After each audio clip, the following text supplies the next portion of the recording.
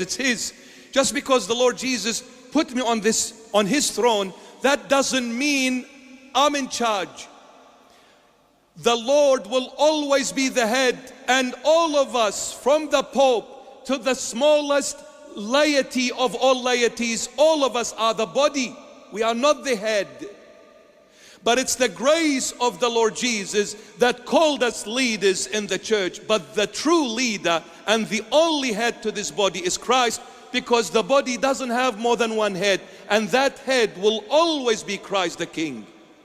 Not the Pope, not the bishop, not the cardinal. All of us are body to that head. And when I, as a leader, make myself the head, the Lord won't even let me be the tail, not the body. I won't see Him in the end.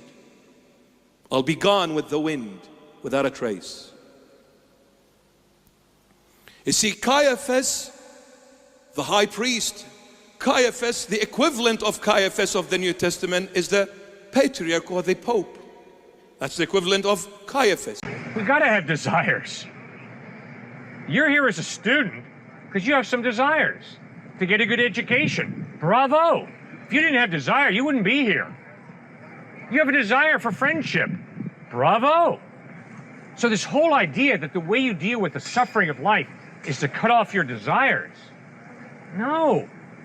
Jesus points out the challenge is to learn to distinguish between good desires and bad desires.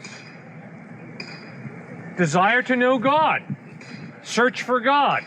Read the Gospels. Check out Jesus Christ. Search for truth. Have a desire. That is good.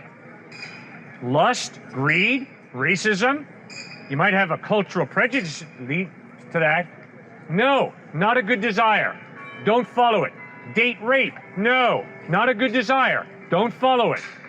So we all have desires.